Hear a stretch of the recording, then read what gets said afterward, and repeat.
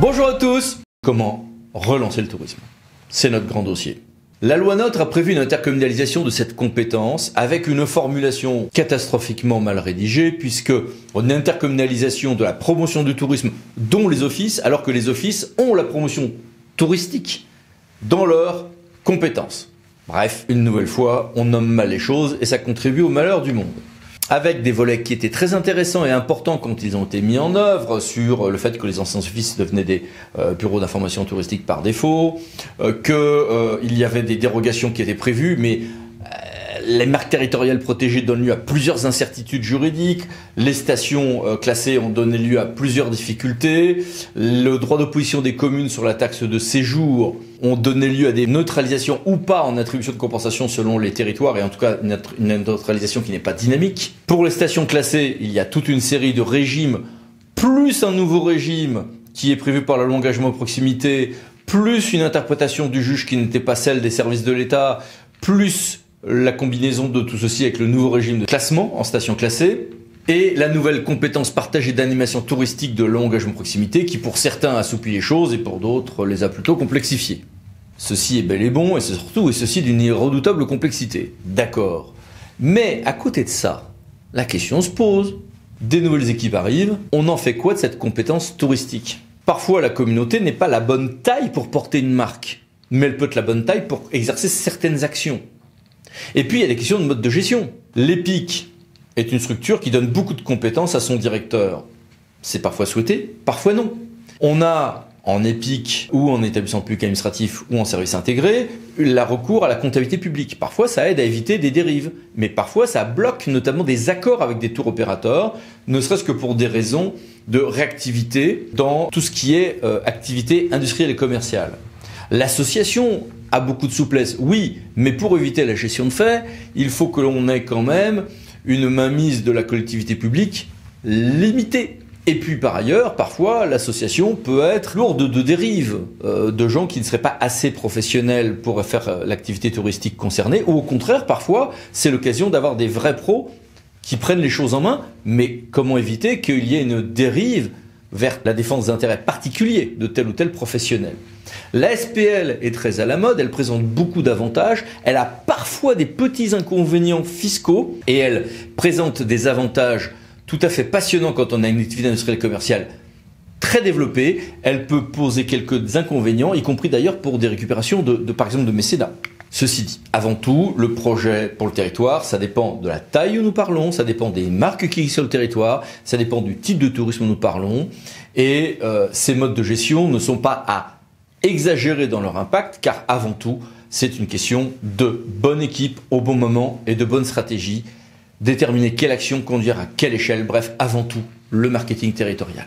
Surtout ceci, j'ai voulu poser deux questions à deux grands professionnels avec qui j'ai eu le plaisir de travailler ou que j'ai eu le plaisir de rencontrer très souvent. Un, c'est Gilles Mulachan et l'autre, c'est Laurent Struna. Bonjour à tous les deux. Bonjour à tous. Bonjour à tous.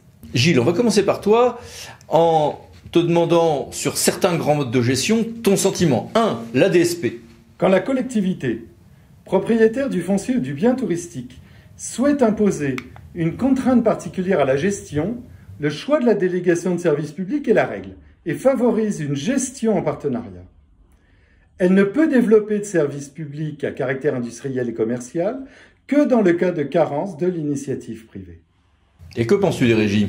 Cette forme de gestion, peu souple, présente également souvent des inconvénients liés aux besoins de compétences et de qualification des agents que l'on ne trouve pas aisément au sein de la collectivité.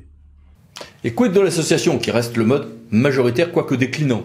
L'association est le mode le plus fréquent de gestion d'un office de tourisme. Elle apporte de la souplesse de fonctionnement, mais elle doit être l'émanation du territoire et non pas l'outil direct de la collectivité, avec le risque de l'association transparente et de la gestion de fait.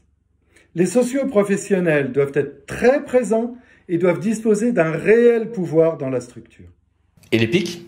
L'établissement public industriel et commercial est souvent choisi de par son adaptation à l'exercice de l'activité commerciale, affectant automatiquement le produit de la taxe de séjour et favorisant le contrôle de la collectivité, avec une souplesse d'application du droit privé pour le statut des personnels hors direction. Une attention doit cependant être portée pour conserver une mobilisation des acteurs du territoire. On pourra parler aussi d'autres modes comme l'EPA, la Fédération d'associations, la SPL, la SEM, etc. Tout dépend des projets, des territoires. D'où une autre question que je te pose, Laurent. Quelle clé de réussite du projet, de l'identification des besoins du territoire, avant de choisir un mode de gestion? Quelques clés pour moi de réussite par rapport à ça. 1.